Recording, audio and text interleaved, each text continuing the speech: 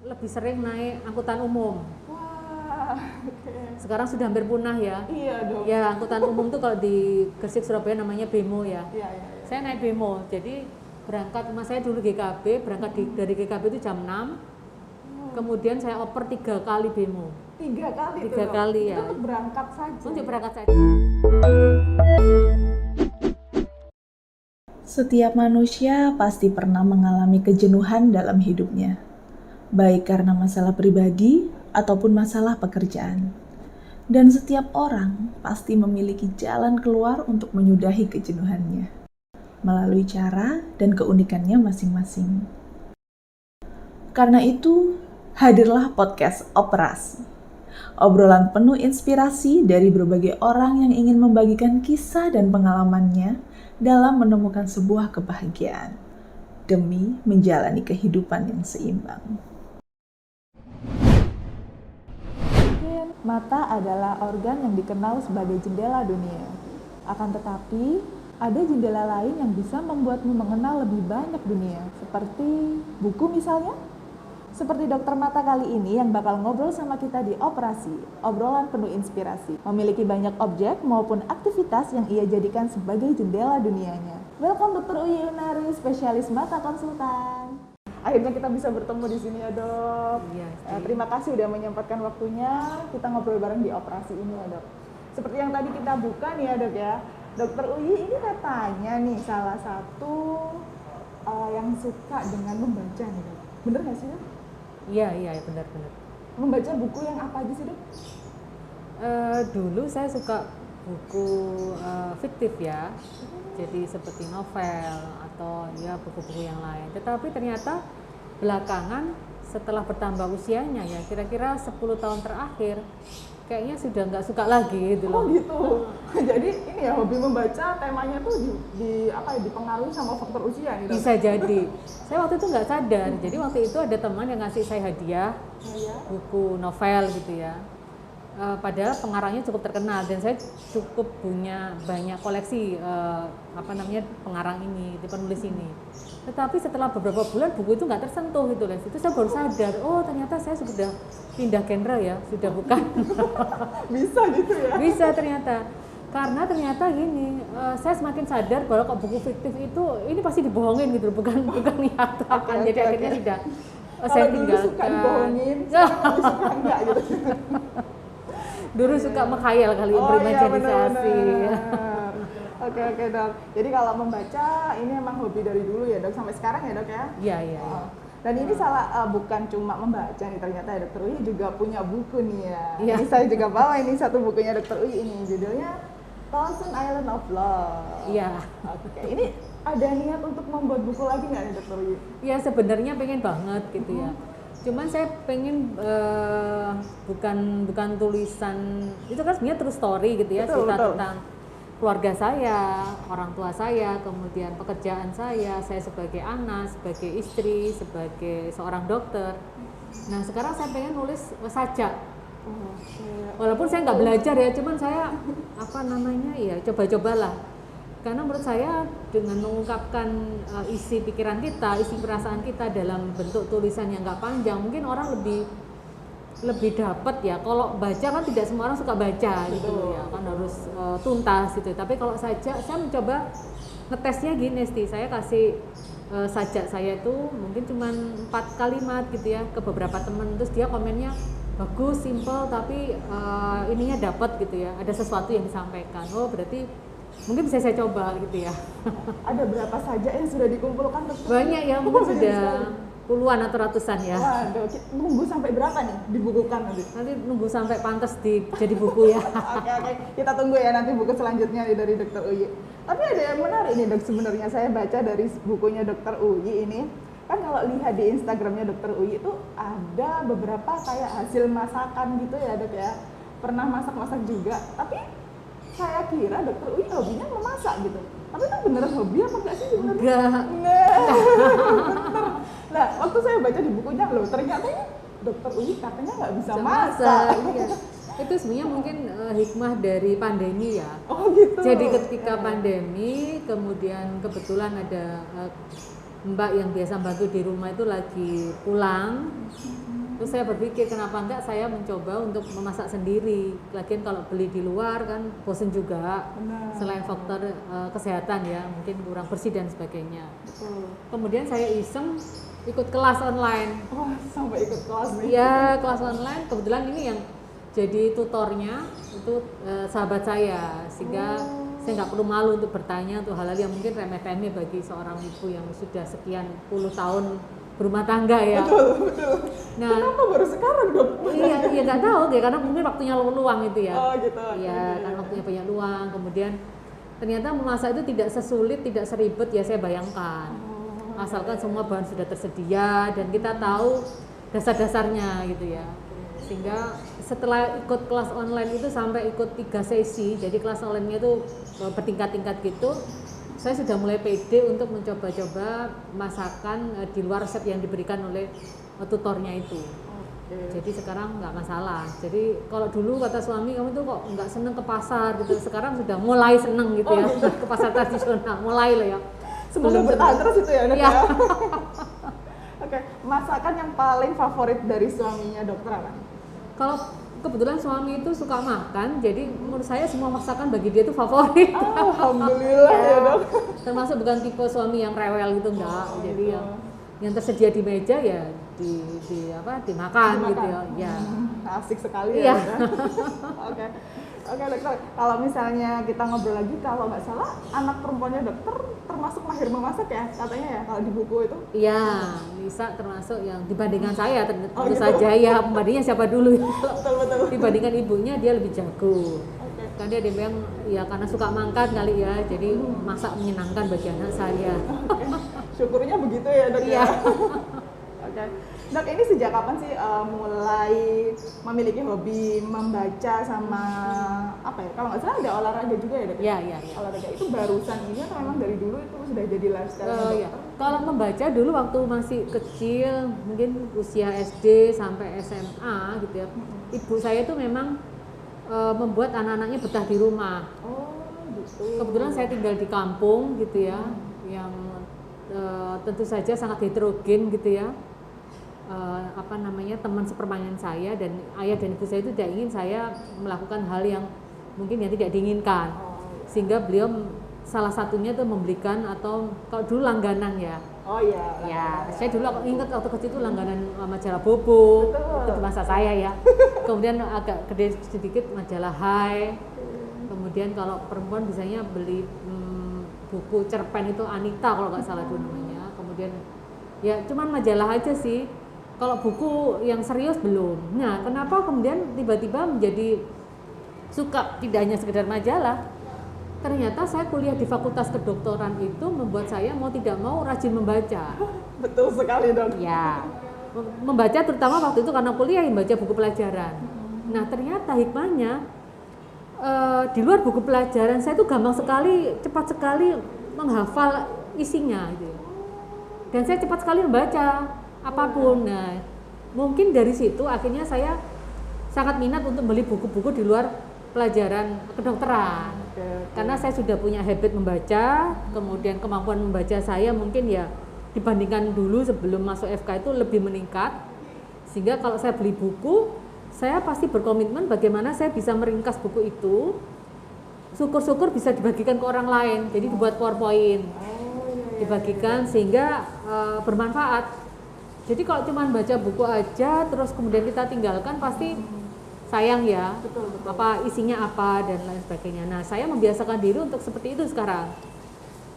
Setelah dibaca saya cari orang untuk mau diceritain buku itu gitu. Iya, di-sharing ya. Betul. Oke. Dok, ini yang menarik nih ketika saya searching di pencarian ya, di pencarian internet itu ketika nama dokter saya cari, mungkin emang benar ya, profesinya dokter kan sebagai dokter mata. Tapi ada yang menarik nih, di situ ada muncul beberapa artikel tentang hobi dokter terkait kerajinan sulam benang sama aktif di perpustakaan desa ya. Itu ternyata banyak sekali ya aktivitas di luar profesi ya, Dok. Iya. Itu sulam benang udah mulai dari kapan, Dok? Ya, sulam benang ya mungkin sekitar setelah jadi spesialis ya, tapi sudah lama tidak saya gelutin. Nah, ini dampak positif menurut saya dari media sosial. Saya punya IG, Instagram, kemudian saya berusaha untuk browsing IG yang notabene mereka jualan tentang kerajinan. Atau saya buka-buka Pinterest. Oh iya. Ya. Kemudian lalu saya tertarik untuk membuatnya. Kenapa tidak gitu ya? Sekarang kan media itu banyak memberi kemudahan kepada kita. Lalu saya iseng, saya beli benang, saya beli perlengkapan sulam itu. Kemudian saya tidak berhenti di situ. Setelah saya nyoba beberapa tusuk yang mudah, ini saya terapkan kok bagus. Lalu saya tawarkanlah ke teman-teman siapa yang mau saya ajarin menyulam. Ternyata responnya banyak. Ternyata gitu ya. akhirnya jadi tutor justru. Iya. Oh jadi bukan cuma ahli operasi mata nih ya, lekuk benang juga nih. Iya.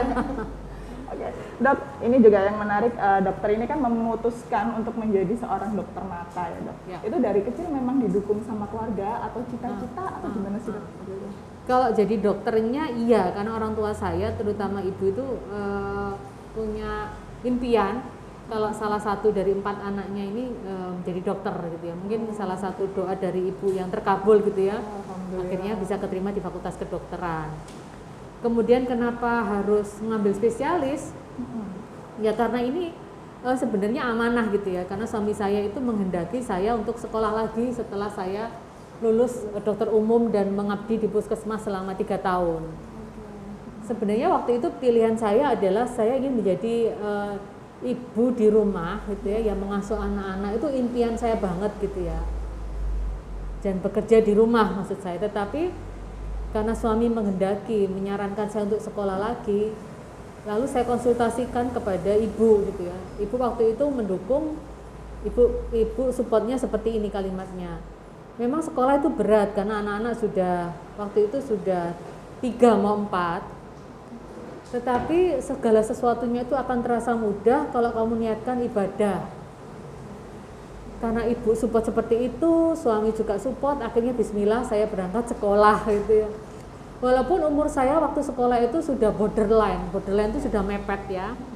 Umur saya waktu itu sudah 34. Sementara sekolah spesialis itu maksimal 35. Sudah mepet. Iya mepet. Bisa dibayangin teman seangkatan saya itu umurnya jauh di bawah saya. Jadi mereka yang masih lulus, fresh graduate gitu ya, umur 26, 27 mereka kemudian satu angkatan dengan saya. Tapi itu justru memacu saya untuk semakin semangat untuk belajar, dan saya akan buktikan bisa jadi Anda lebih muda, tetapi gitu ya saya lebih tua, insya Allah juga tidak akan kalah gitu ya. Dan alhamdulillah saya lulus on time gitu ya. Ya, tidak ada halangan apapun, dan alhamdulillah akhirnya lulus spesialis mata di usia 39. Wow, keren nih. Ya, bisa jadi contoh buat teman-teman yang lain barangkali ada kurang pede dengan usianya sudah hampir mepet dengan batas waktu. Jangan masalah, ini ada buktinya di sini. Dokter Uyi bisa melalui itu dengan baik ya dok ya. Ya, alhamdulillah. Itu tipsnya gimana sih dok? Maksudnya haruskah menjadi apa ya di generasi yang sama dengan teman-temannya dokter atau gimana gitu? Ya, waktu itu kan dari Gresik ke Surabaya cukup memakan waktu, apalagi waktu itu saya belum punya kendaraan pribadi gitu ya. Kalaupun ada itu milik kantor gitu ya, sehingga saya waktu itu lebih sering naik angkutan umum. Wah, okay. Sekarang sudah hampir punah ya. Iya dok. Ya, angkutan umum tuh kalau di Gresik Surabaya namanya Bemo ya. Iya.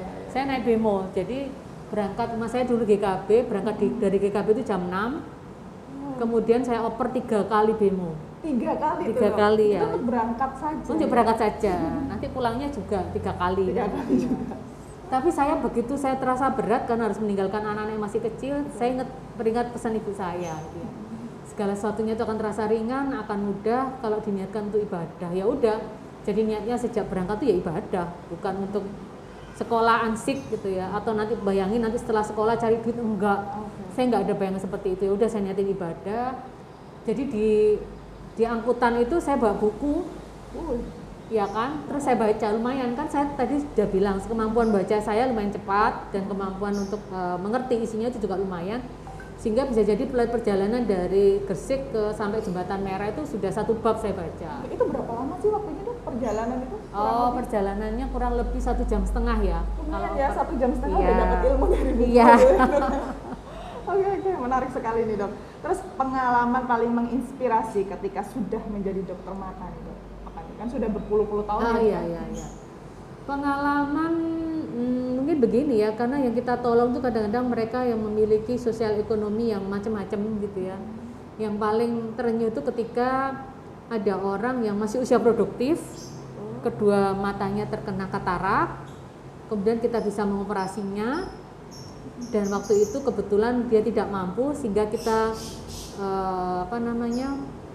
menggratiskan gitu ya biayanya, dan pasiennya sangat bersyukur karena dia walaupun hanya dioperasi satu mata dia bisa bekerja kembali dan menghidupi anak dan istrinya. Itu sebenarnya sesuatu yang tidak bisa dinilai dengan hanya sekedar materi ya.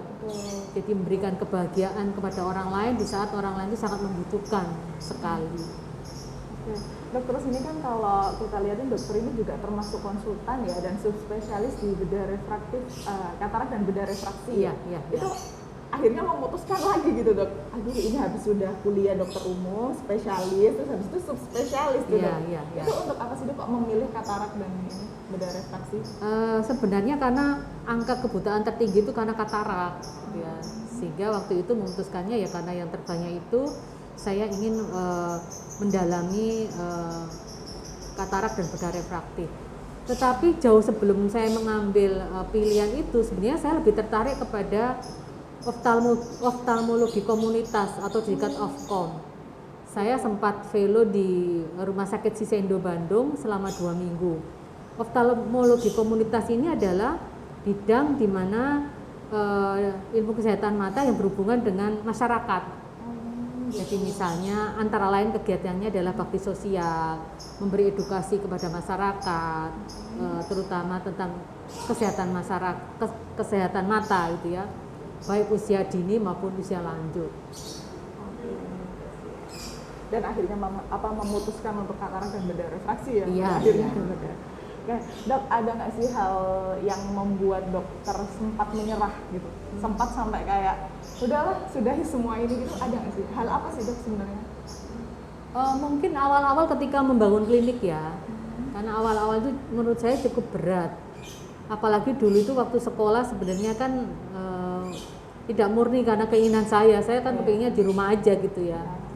Sehingga ketika lulus spesialis mata, kemudian akhirnya harus mengaplikasikan ilmunya itu lewat mana, sementara usia saya sudah mendekati 40. Tentu saja kalau saya mendaftar ke misalnya menjadi pegawai negeri kemungkinan kecil untuk diterima. Akhirnya mau tidak mau untuk mengaplikasikan ilmu saya atau mengamalkan ilmu saya tadi, saya harus buka klinik gitu ya.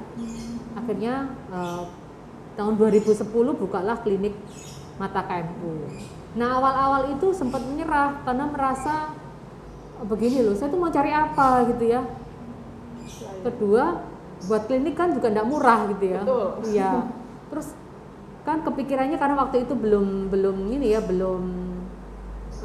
menata hati dengan baik juga. Waktu itu mikirnya kapan kembalinya modalnya gitu loh. Oh iya. Itu kan pertimbangan. Iya, banyak pertimbangan. Tetapi dengan berjalannya waktu saya luruskan niat bahwa membuat klinik itu nggak hanya ansik untuk mencari profit saja, tapi banyak hal yang bisa saya peroleh.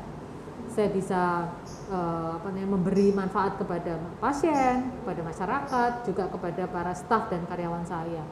Sehingga alhamdulillah nggak jadi menyerah gitu ya.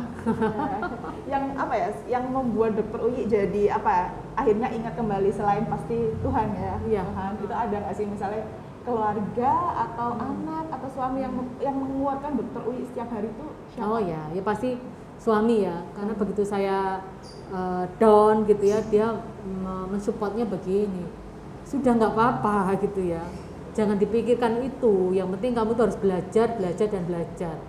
Jadi ketika lulus spesialis pun akhirnya saya konsentrasi, saya belajar kan nggak harus di bangku kuliah gitu ya. Ya saya terjun ke masyarakat, berkenalan dengan semua stakeholder yang ada di kota Gresik misalnya.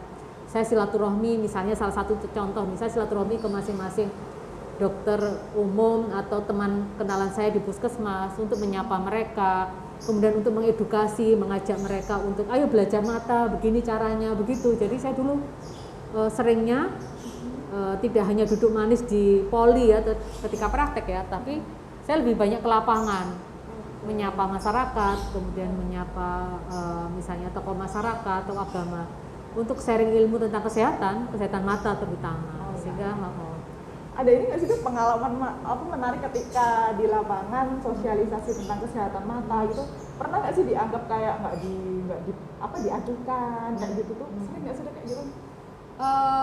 Sejauh ini enggak ya.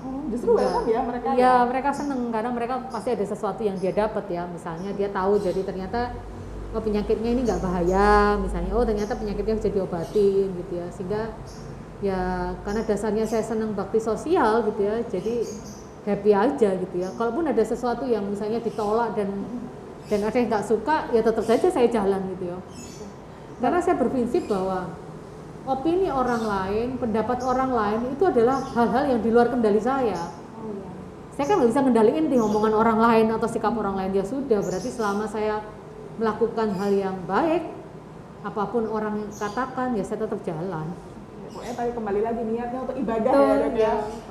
Dok, tips dong buat teman-teman yang barangkali mau melanjutkan untuk spesialis dokter mata nih, kira-kira ada tips nggak sih buat mereka? Ya, jadi tipsnya adalah kalau kita mau menekuni salah satu bidang spesialis mata misalnya, maka persiapkanlah dengan baik gitu ya. Dan kembali lagi tadi, luruskan niat sekolah itu untuk ibadah. Kalau Anda hanya sekolah untuk mencari gelar, apalagi sekolah hanya untuk mencari finansial, maka Anda nanti akan kecewa. Karena bisa jadi di tengah jalan banyak sekali hambatan, banyak sekali halangan yang bisa jadi membuat Anda tidak menjadi seorang spesialis. Nah, kalau Anda niat awalnya sudah ibadah, maka apapun rintangan, halangan yang dihadapi selama menjadi sekolah spesialis, insya Allah akan mudah menyelesaikannya. Dan tentu saja menjadi seorang mahasiswa lagi itu adalah memang proses belajar. Jadi memang walaupun umurnya sudah di atas 30 mungkin ya tetap harus rajin belajar. Oh ya, itu kuncinya juga ya dok ya. Dokter, ini yang saya penasaran dokter adalah seorang ibu dan juga seorang istri dan juga seorang direktur gitu. Ya. Untuk membagi waktu yang super padat, apalagi tadi katanya masih suka baksos, masih suka menyulam dan banyak sekali itu aktivitasnya. Itu gimana tuh membagi-bagi waktu agar nggak stres atau tetap berjalan semuanya dengan baik gitu? Iya, justru kalau berdiam diri, maksudnya nggak melakukan apa-apa, saya stres. Oh iya. Iya, jadi harus ada yang dikerjakan. Apalagi saya tipe orang yang bosenan. Oh gitu. Jadi saya untuk membunuh rasa bosan itu, sebelum aktivitas itu selesai, saya sudah harus merancang aktivitas berikut apalagi yang harus saya kerjakan. Luar biasa. Dan anak-anak sudah terbiasa karena sejak kecil, mungkin sejak anak-anak balita sudah saya sering ajak baksos kemana-mana. Bahkan pernah ada cerita anak saya nomor 4 itu dulu pernah kena penyakit tertentu, infeksi, dan kalau diruntut itu ternyata penyakitnya itu terinfeksi saat saya ajak baksos. Oh gitu. Oh iya. Karena masih usia 4 bulan. Iya, waktu itu masih dokter umum.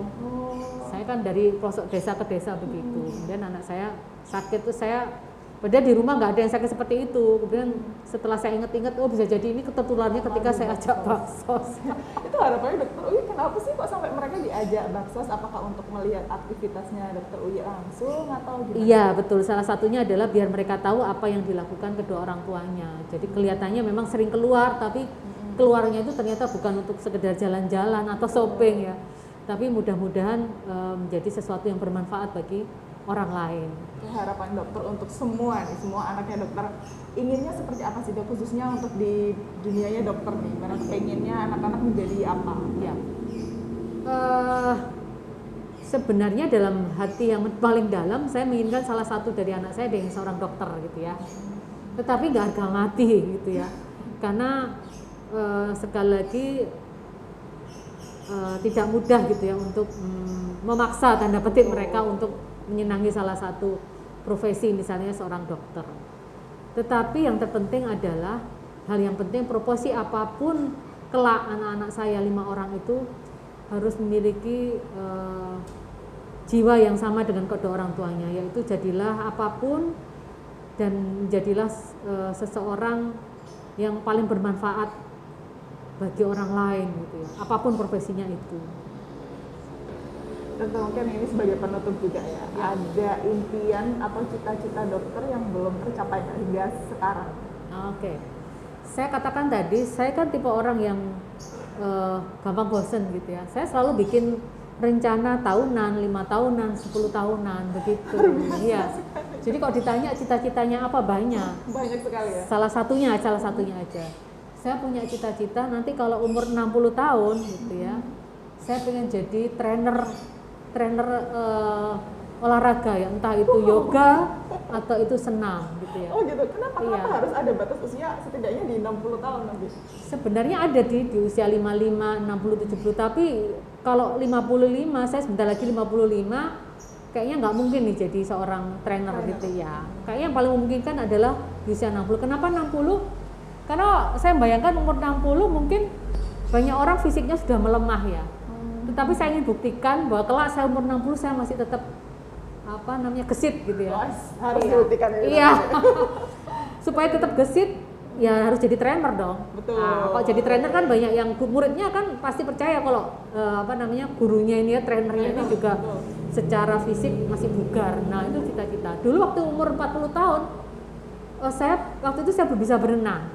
Waktu belum bisa berenang, umur 30 saya sudah bercita-cita umur 40 tahun maksimal saya harus bisa berenang. Wow.